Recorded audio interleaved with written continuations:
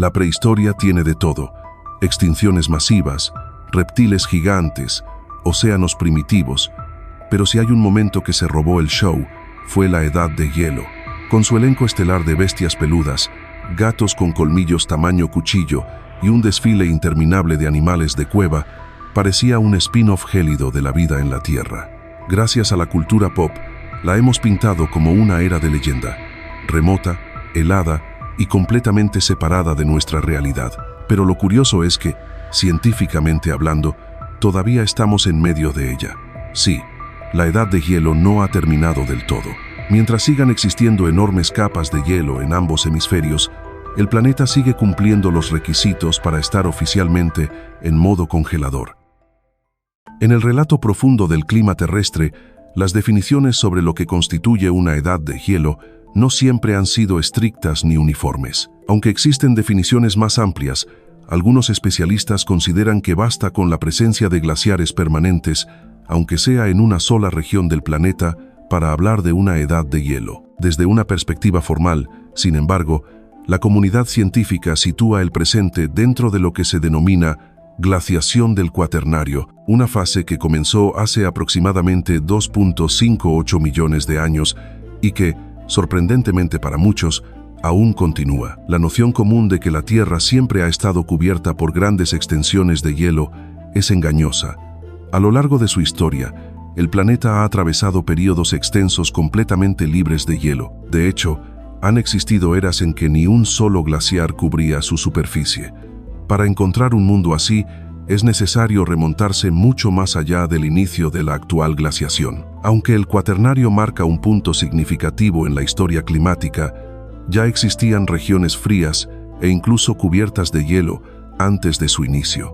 Así, retrocediendo 1 millón, 2 millones o incluso 10 millones de años, aún se encuentran rastros de condiciones gélidas en diversas zonas del planeta. Para descubrir una Tierra completamente libre de hielo, es necesario viajar mucho más atrás en el tiempo, más allá del surgimiento del ser humano e incluso antes de que los grandes sellos existieran, hacia un mundo donde cocodrilos habitan la Antártida, palmeras prosperan en regiones hoy inhóspitas como Alaska, los mamíferos adquirían formas inusuales y vastas áreas continentales yacían sumergidas bajo mares cálidos. Ese escenario pertenece al final del Eoceno, un capítulo climático radicalmente distinto al presente. A finales del Eoceno, entre hace 40 y 34 millones de años, la Tierra atravesaba una etapa profundamente distinta a la que conocemos hoy, tanto en su clima como en su geografía. Fue un mundo libre de hielo permanente, con temperaturas medias globales entre 5 y 8 grados Celsius más altas que las actuales, según numerosos estudios paleoclimáticos. En ese contexto, lo que hoy es Francia habría compartido un clima más cercano al de Siria, y gran parte de Europa habría presentado condiciones subtropicales en lugar de templadas. En América del Norte, regiones del actual territorio estadounidense habrían experimentado un ambiente más parecido al de Uruguay. En un planeta más cálido, los patrones meteorológicos también seguían lógicas distintas.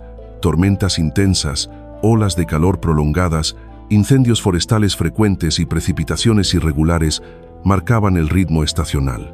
Este clima inestable moldeaba tanto los ecosistemas como el comportamiento de las especies que habitaban estos paisajes dinámicos. Pero de todos los elementos transformados, fue el agua, en volumen y distribución, lo que más alteró el rostro del planeta. En la actualidad, cerca del 70% del agua dulce se encuentra congelada en forma de hielo, lo que representa aproximadamente un 2% del agua total terrestre. Durante el Eoceno, sin esas reservas heladas, el nivel del mar se elevaba hasta 70 metros por encima del actual, provocando una transformación radical en los litorales. Las costas modernas se encontraban sumergidas, Florida descansaba completamente bajo el mar, gran parte de Europa se descomponía en un archipiélago de islas grandes y pequeñas, el subcontinente indio aún conservaba independencia geográfica relativa, y el Sáhara, lejos de ser un desierto árido, era una región húmeda y activa. En las profundidades del Eoceno tardío, cuando los mares eran amplios y las temperaturas cálidas dominaban el planeta, la vida marina florecía con una intensidad tan fascinante como peligrosa. Aunque las condiciones hubieran hecho de la pesca una actividad aparentemente fructífera, Estos mismos océanos escondían a los depredadores más letales que jamás haya surcado las aguas de la Tierra. Entre estas criaturas dominantes, destacaba una familia que marcó un antes y un después en la evolución marina, los Basilosauridae. A pesar de que su nombre más conocido, Basilosaurus, puede inducir a error, ya que originalmente se pensó que era un reptil marino, estos animales eran en realidad cetáceos primitivos, es decir, antepasados de las ballenas modernas. Sin embargo, estaban lejos de compartir la imagen pacífica de sus descendientes actuales. Eran cazadores natos, dotados de mandíbulas musculosas, cuerpos hidrodinámicos y dentaduras que evocaban más a un mosasaurio que a una ballena. Su capacidad de adaptación fue extraordinaria. Los fósiles indican que los bacilos múridos habitaron prácticamente todos los mares del mundo, desde las costas de América del Norte hasta el interior del antiguo Sáhara, que en aquel entonces era una región húmeda y fértil. Su presencia se documenta tanto en océanos abiertos como en mares interiores poco profundos, e incluso en zonas salobres como manglares y estuarios. Se han identificado múltiples géneros, como Basilosaurus isis, Dorudon, Sagaceta y Stromerius, todos ellos conformando un linaje que extendió su influencia por todos los rincones posibles del mundo acuático. Lo que complicaba aún más la situación era su diversidad de tamaños. Algunos, como Tucetus, nombrado en honor al faraón Tutankamón, alcanzaban los 2.4 metros de longitud, lo cual, aunque pequeño en comparación con sus parientes, los hacía tan grandes como un tiburón toro adulto. Por el otro extremo se encontraba el coloso del grupo, Perucetus. Inicialmente, este fue considerado por algunos como el animal más pesado que haya existido, con estimaciones tempranas que lo situaban en 340 toneladas, el equivalente a 7 tanques de guerra juntos con una cola. Si bien estudios posteriores corrigieron esa cifra a un rango más realista de entre 35 y 50 toneladas, Perucetus sigue siendo el cetáceo más grande del Eoceno, aunque probablemente no el más feroz.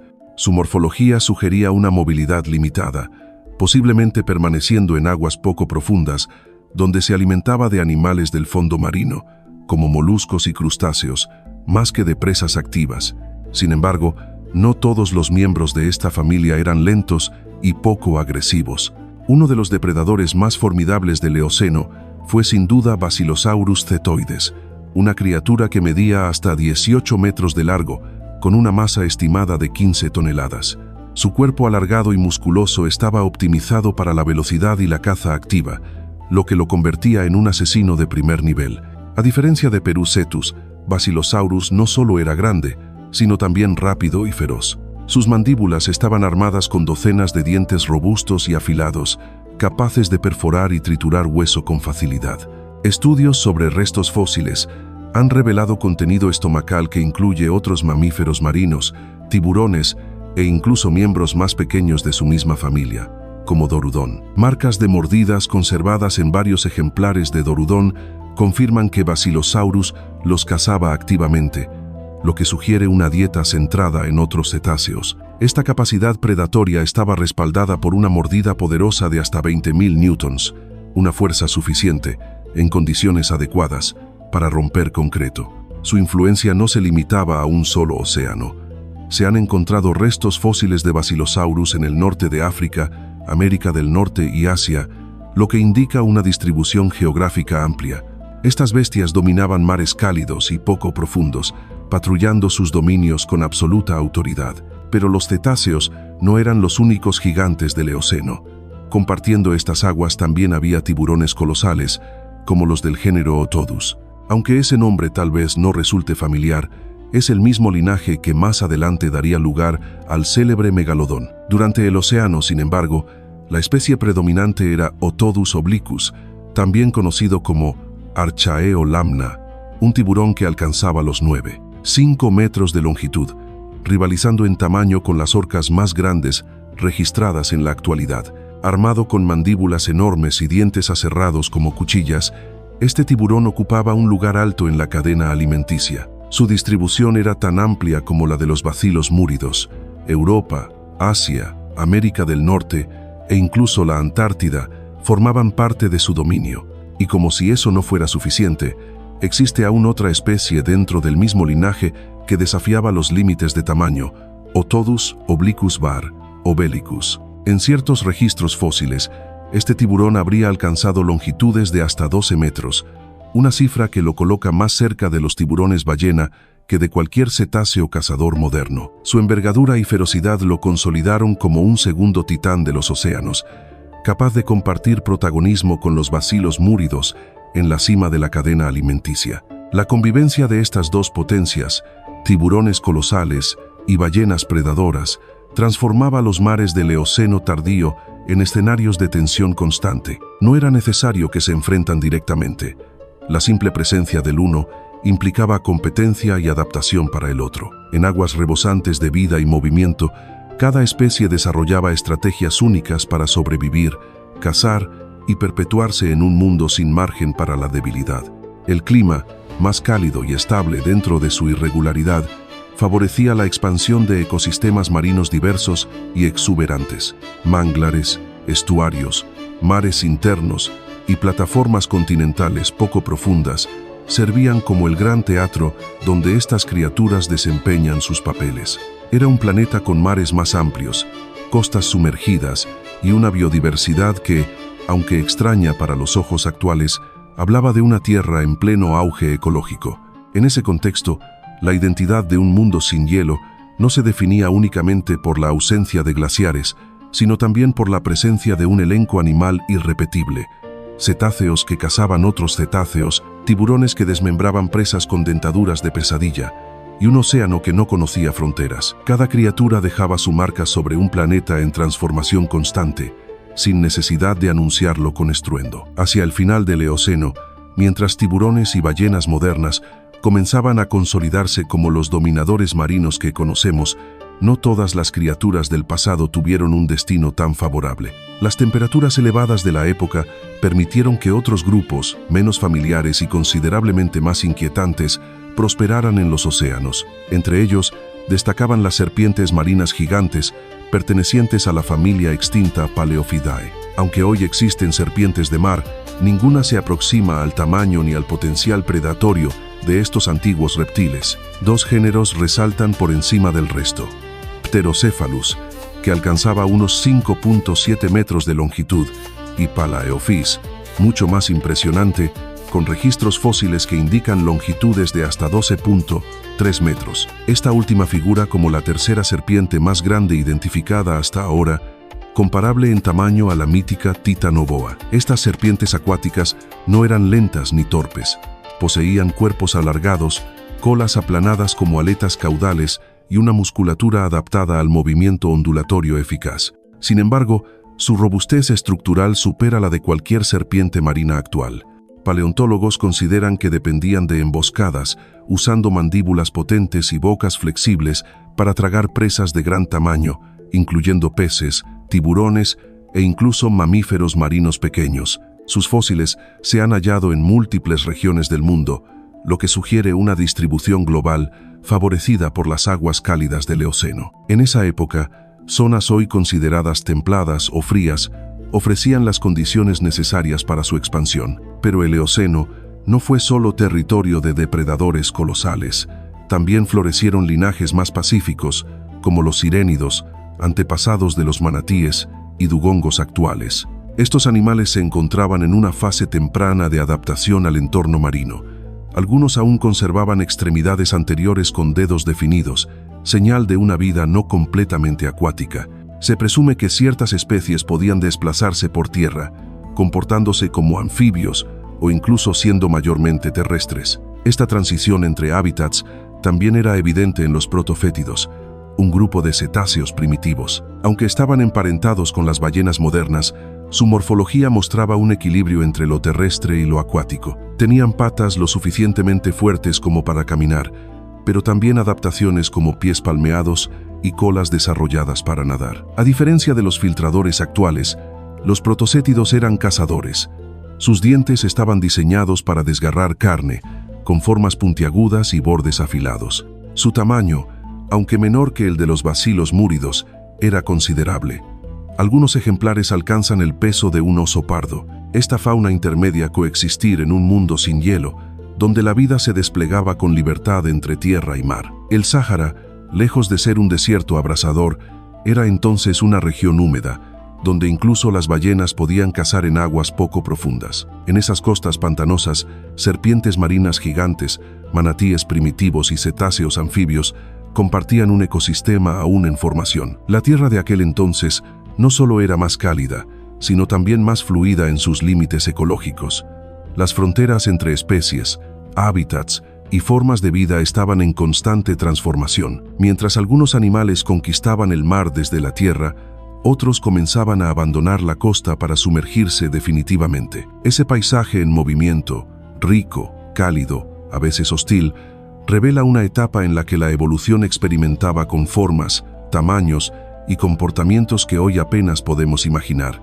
En ausencia del hielo, el planeta ofrecía una libertad biológica que impulsaba tanto la grandeza como lo extraño. Que hubiera ballenas y sirénidos caminando sobre tierra firme puede parecer improbable, pero en el contexto del Eoceno tardío, esa imagen resume bien lo distinta que era la superficie del planeta. Al igual que los océanos, la Tierra emergida mostraba un rostro completamente diferente. Los climas eran más cálidos y húmedos que hoy, lo que favorecía la proliferación de bosques tropicales, selvas abiertas y ecosistemas caducifolios que cubrían buena parte de los continentes. Este ambiente exuberante permitió tanto la diversificación de nuevas especies como la persistencia de linajes antiguos. A ello se sumaba el hecho de que la Tierra había tenido tiempo suficiente para recuperarse del evento de extinción masiva del Cretácico, lo que resultó en un notable aumento del tamaño corporal promedio entre los animales terrestres. Entre los mamíferos que dominaban estos entornos, los ungulados,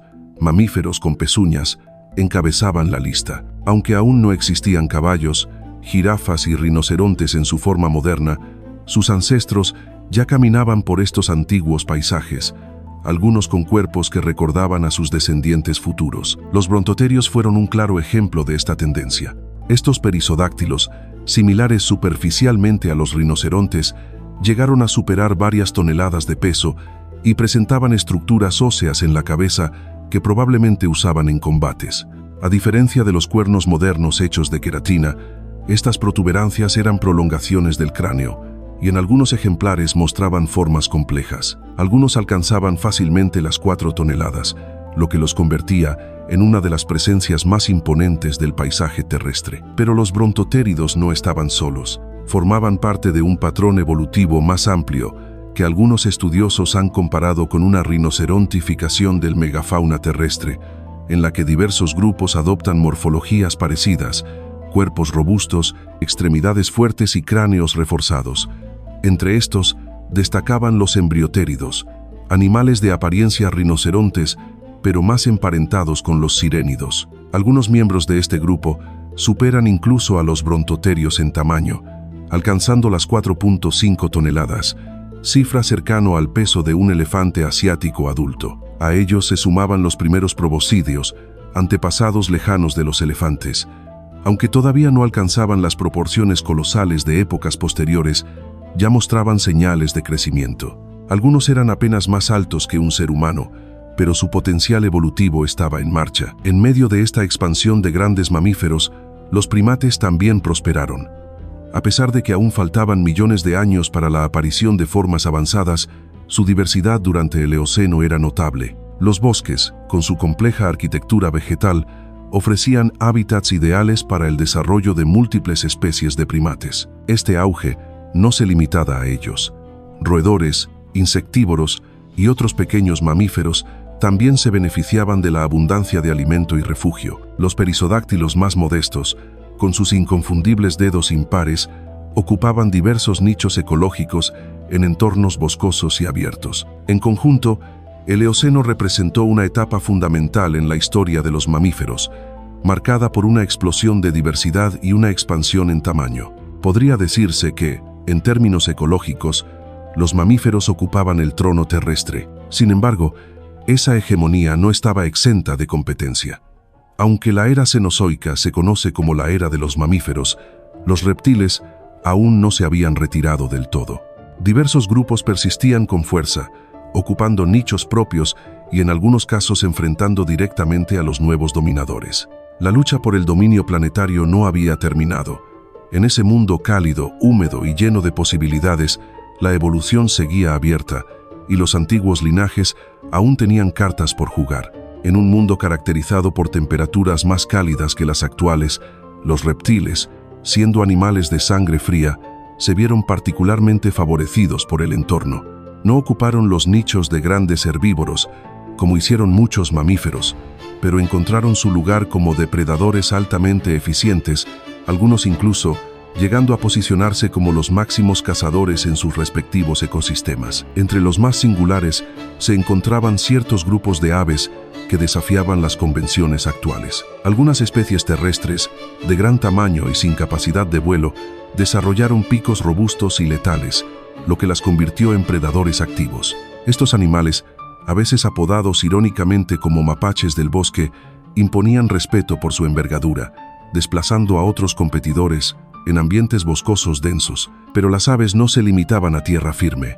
En el Eoceno tardío también existían pingüinos gigantes y aves voladoras colosales, cuyas siluetas habrían adornado tanto costas como cielos, con una presencia impresionante. Aunque podrían representar una amenaza para animales de tamaño humano, no eran, en muchos casos, los principales depredadores a temer. Ese título lo ostentaba otro linaje más antiguo y peligroso, los rebecos. Esta familia de cocodrilomorfos, con orígenes que se remontan al Cretácico tardío, alcanzó su apogeo después de la desaparición de los dinosaurios. En este nuevo vacío ecológico, los rebecos se adaptaron con rapidez y eficacia, convirtiéndose en depredadores terrestres dominantes durante el Cenozoico temprano. Su apariencia general podría recordar a un cocodrilo, pero con un cuerpo más erguido, musculatura potente y una estructura ósea más adaptada al desplazamiento terrestre que al acuático. Su dentición era especialmente notable, dientes puntiagudos, cerrados y comprimidos lateralmente, muy similares a los de los grandes terópodos. Estas herramientas de caza, combinadas con una anatomía resistente, los convertían en verdaderas amenazas para cualquier otro vertebrado de gran tamaño. En América del Sur y otras partes del hemisferio occidental surgieron formas como Barinasuchus, uno de los miembros más grandes del grupo. Se estima que podría haber alcanzado longitudes de hasta 10 metros, con un peso cercano a las 2 toneladas. Ningún otro depredador terrestre conocido del Cenozoico parece haber igualado estas proporciones. Al mismo tiempo, en regiones del hemisferio oriental, existía Antoniosauchus, una versión algo más pequeña pero no menos temible. Con 4 metros de largo y aproximadamente 1 tonelada de peso, este sabeco se posiciona como el mayor carnívoro terrestre que ha habitado Europa durante el Cenozoico. Más allá del tamaño, lo que destacaba en los rebecos era su robustez. Paleontólogos coinciden en que su estructura ósea y su diseño corporal permitían enfrentarse e incluso cazar a presas que los superan en tamaño. Su eficacia no se basaba solo en fuerza, sino también en una adaptación perfecta al entorno terrestre, a diferencia de sus parientes acuáticos modernos. Estos reptiles, surgidos de un linaje que logró sobrevivir al impacto que borró a los dinosaurios, demostraron que la corona de la cadena trófica aún podía ser disputada. En un mundo donde los mamíferos comenzaban a reinar, los rebecos recordaban que, mientras la Tierra mantuviera el calor, los descendientes de los antiguos reptiles aún tenían margen para dominar. Aunque el Cenozoico es recordado como la era de los mamíferos, eso no significaba que tuvieran el control absoluto. Si bien muchos prosperaron, hubo periodos en los que el dominio estaba más disputado de lo que suele pensarse. Durante el Eoceno, varios linajes de mamíferos carnívoros desarrollaron adaptaciones mortales. Al igual que ocurrió con los herbívoros gigantes que adoptan formas similares a los rinocerontes, muchos depredadores evolucionaron hacia cabezas y mandíbulas enormes capaces de infligir daño devastador. Este patrón se observa en grupos como los Hienaodontes, los perros oso, Amphisyonidae, los mesoniquios y los célebres cerdos infernales. Estos últimos, de gran tamaño, podían llegar a ser los mamíferos más grandes de su ecosistema. La preferencia por emboscadas y fuerza bruta, más que velocidad o agilidad, marcaba a muchos de estos depredadores, que en general mantenían rasgos primitivos. Aún así, también surgieron formas más avanzadas, como los esparacodóntidos y los nimrávidos. Estos falsos felinos de dientes de sable No eran verdaderos gatos, pero sus cuerpos y dentaduras convergen con los de los grandes felinos actuales. Algunos alcanzaban el tamaño de un león. Mamíferos y reptiles compartían el protagonismo en este equilibrio tenso. Algunas serpientes terrestres también formaban parte de los depredadores dominantes, en lo que podría considerarse uno de los pocos momentos de la historia donde ambos linajes se repartían el poder. Ese balance, sin embargo, pronto se vería alterado. A finales del Eoceno, el planeta comenzó a enfriarse. Este cambio se aceleró hace unos 34 millones de años, durante la transición al Oligoceno. Uno de los detonantes fue el aislamiento de la Antártida, que al separarse definitivamente de Australia, permitió la formación de una corriente oceánica continua a su alrededor. Esta corriente circumpolar impidió la entrada de aguas cálidas y ayudó a capturar dióxido de carbono, lo que favoreció el descenso global de las temperaturas. Fue así como surgieron las primeras capas de hielo permanentes en millones de años, rompiendo con la era sin hielo que había caracterizado al planeta. La formación de estas masas heladas activó un efecto en cadena. Más hielo significaba más reflexión solar y más enfriamiento, lo que llevó a la expansión de los casquetes polares. Este proceso marcó el inicio de la edad de hielo del Cenozoico tardío, que con sus fluctuaciones aún continúa. En consecuencia, muchos ecosistemas cambiaron radicalmente. Algunas especies desaparecieron, otras se adaptaron, y la distribución de la vida sobre la Tierra se reorganizó. El planeta dejaba atrás su calor ancestral, y con él, gran parte de sus formas de vida más antiguas.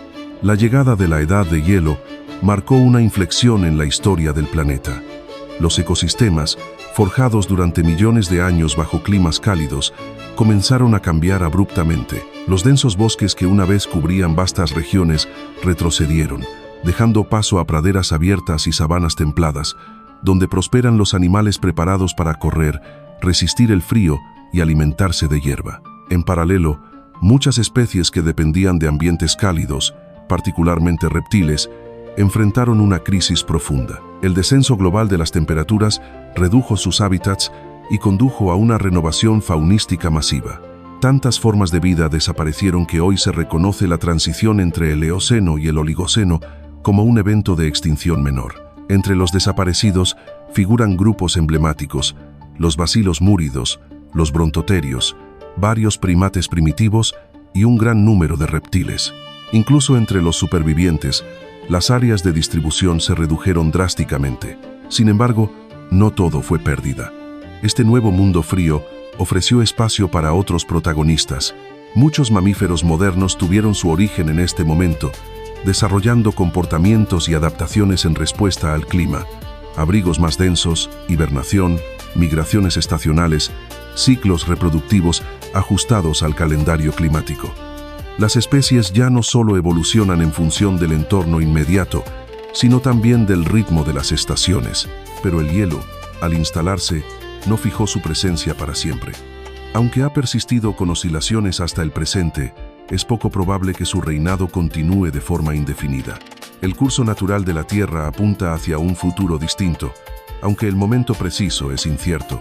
A menos que ocurra una catástrofe natural de gran escala, las decisiones humanas, en su acción o inacción, representan hoy la mayor fuerza capaz de acelerar o ralentizar ese desenlace. En este punto de la historia, somos parte activa del clima, no solo testigos de sus cambios,